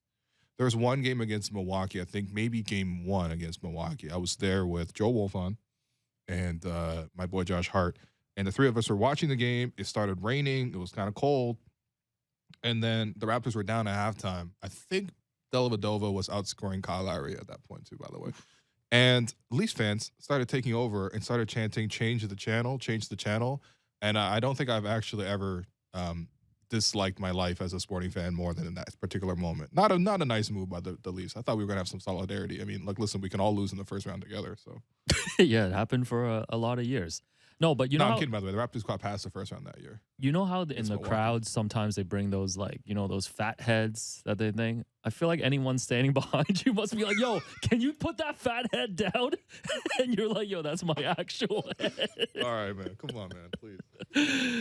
Shouts to Will. We haven't done a lot of like big head jokes this year, to be honest. No. I feel like we respect you more now. Is that what it is, Blake?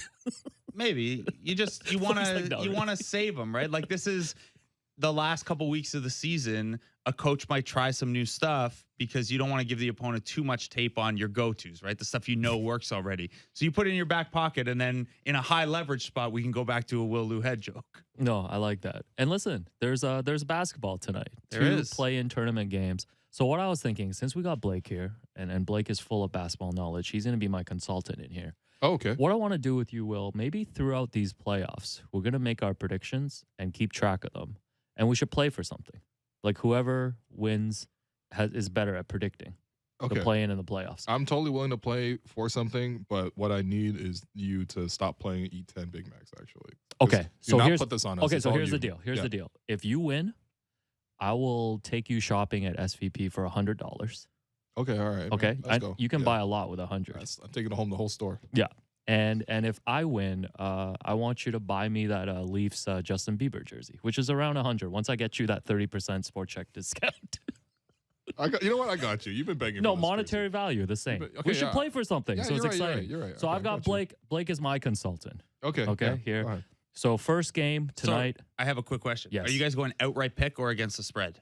Who? Let's do spread. You got the spreads for us? Yeah. Let's do the spreads. I'll get them. Yeah, Handed. so it's the- just like it's a little more entertaining because It a is lot fun. of these games, especially in the early series, Yes. you're gonna get like Brooklyn's a 10-point favorite today or 9.5 You know point favorite. what? For play-in purposes, we should do spread, and then for the series, we can pick in how many games, and that can be a tiebreaker, right? Like Sure. in All terms of how many. Okay, so the spread. So the first game tonight, the Cleveland Cavaliers visiting the Brooklyn Nets. No Jared Allen for Cleveland.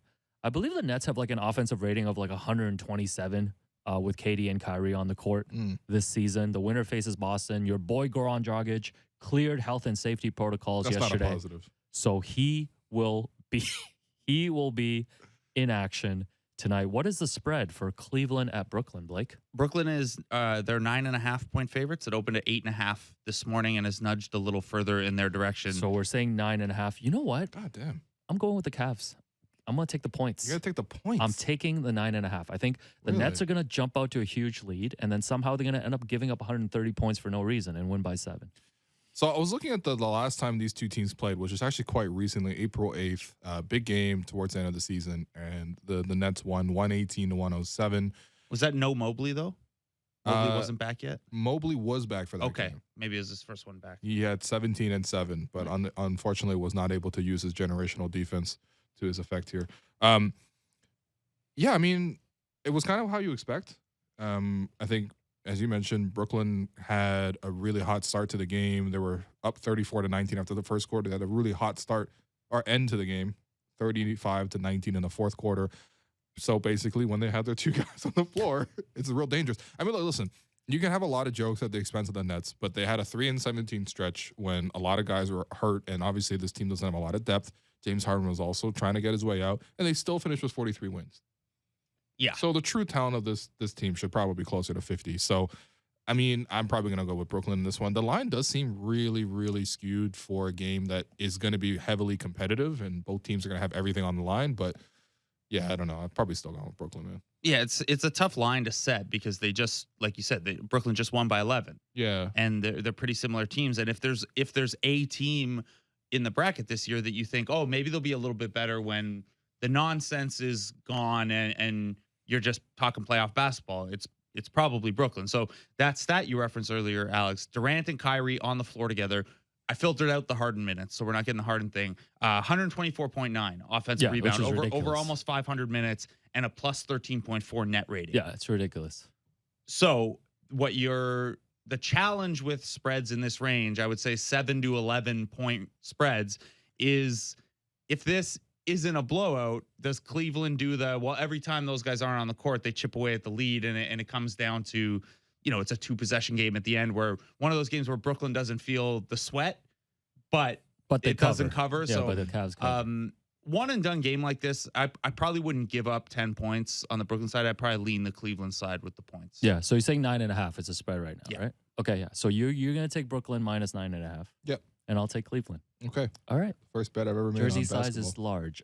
So next game tonight, Large. the LA Clippers are visiting the Minnesota Timberwolves. Lots of former Raptors storylines as well. Norman Powell on the Clippers. Chris Finch just signed a contract extension with the Wolves. Honestly, he's done a great job there this 23 year. win turnaround. No, incredible. Good job, What was the Finchy. stat? They've had like 2 winning seasons. In 17 years. Yeah, that's remarkable. Very happy for Wolves fans. It's been a fun year for them after and I think a it's lot of years of not fun. And I think it's going to be Yeah. a fun crowd tonight, for them to have this one game play in. What's the spread on this one, Blake? Wolves are favored by 3. So the way that home Interesting. court works, this isn't universal.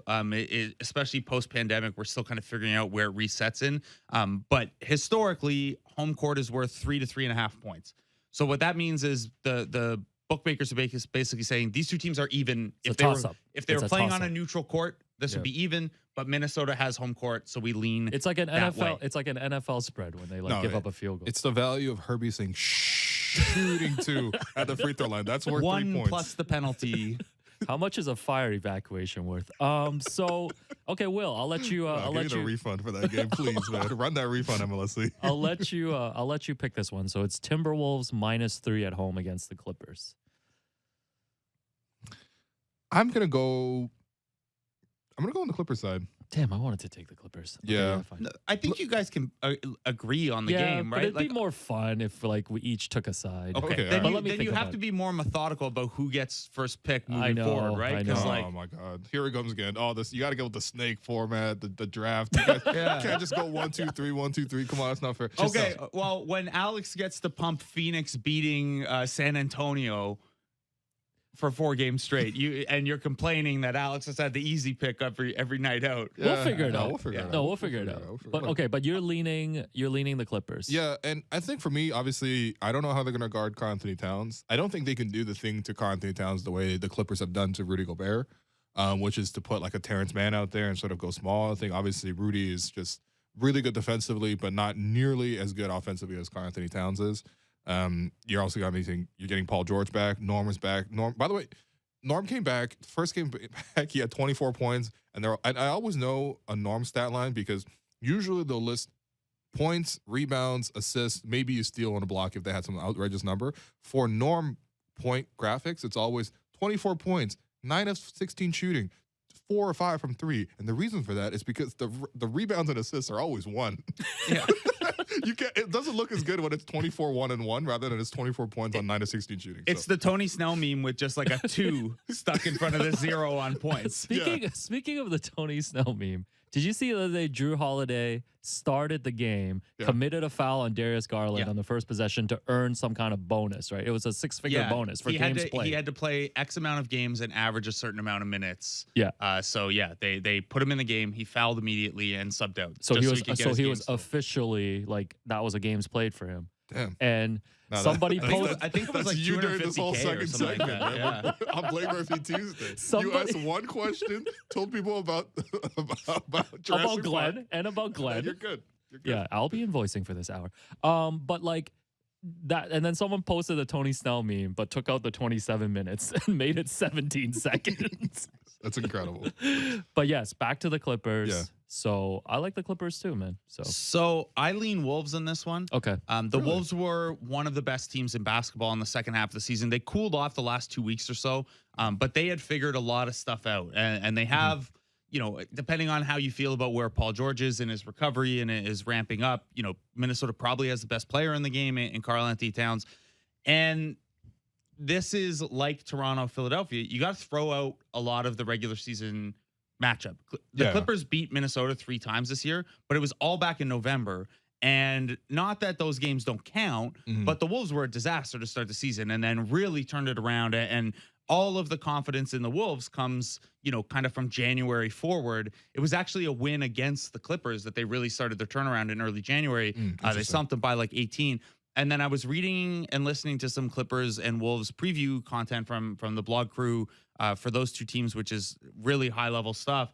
And, there's some evidence or at least some stuff suggesting that the defense Minnesota was running back in November has changed a little bit in a way that probably suits the Clippers matchup a little better, especially, coming up to the level of the screen and pick and roll coverage and stuff like that.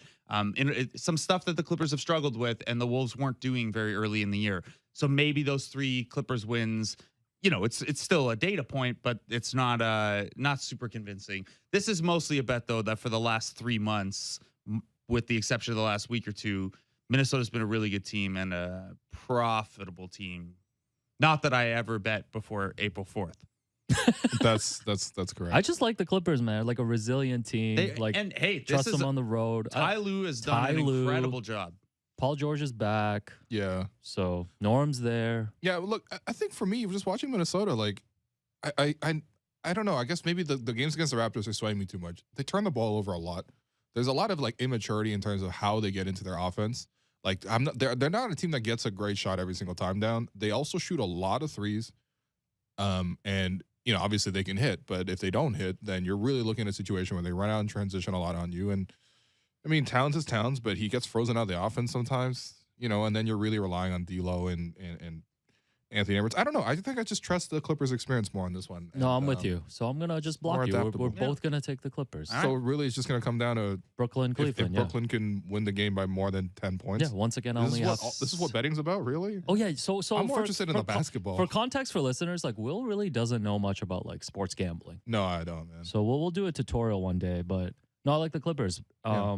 But yeah, what's up? I was going to say, we ran out of time on. Yeah, but me- we need to get a prediction from Blake before he Yes. leaves though. I was going to ask you about anxiety rankings, but we'll do it another time. Blake, before we go, we got like a minute here. What's your perhaps too early, perhaps right on time series prediction for Raptors-Sixers? Just quickly, Wolves' #1 offense in basketball since January 3rd. So Fine with me, man. still having some faith there.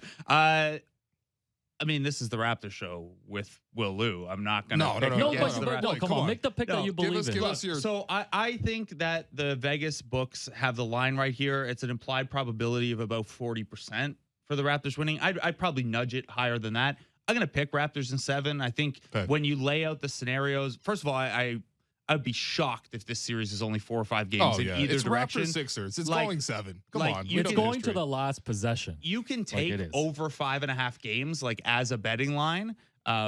That's one that I would be I love interested in. how But this yeah, turned into a whole gambling segment. by All the right, way. man. look, I know where the money's coming in. Follow SN Bets on Instagram and Twitter. Here Gamble comes Mr. responsibly. comes All that Mr. stuff. Sportsnet. All that stuff. No, I'll go Raps in 7. I'd lean Raps in 6. 7 means you're winning on the road. Yeah. It'll be a real nervous crowd in Philly. There's a lot of history. Nobody's graduating. Mm. Is Is Glenn, Glenn? Yeah. getting his doctorate? So we're putting together a graphic at the end of the week with everyone's picks this week. Okay. And we're going to put that out as a graphic so then Glenn Rivers can use it as bulletin board material. Yeah, Right. he could show it to DeAndre Jordan. The agent of Glenn. Yeah, Raps, Raps in Raps 7. in 7. Let's go Raps in 7. All right. Okay, I like that. Love it. That's what I predicted yesterday on Tim and Friends, by the way. Okay. Yeah. But we'll get your official one on our own program. That's Come right. I on now. might change it here. So that does it for us today. I'm your host, Willow. You've been listening to The Raptors Show, powered by DoorDash on Sportsnet 590 The Fan. Make sure you find The Raptors Show wherever you listen to podcasts and subscribe, and please rate and review our show. A reminder, we are streaming live on Sportsnet's YouTube channel and on Sportsnet 360, Monday to Friday between 1 and 3 p.m. Thanks again to my producer and co-host, Alex Wong. Thanks to our guests, Blake Murphy, and also James Herbert, our board producer, Derek Brandeo, and Jennifer Rolnick for helping us behind the scenes with the YouTube stream. I will talk to you soon. And finally, a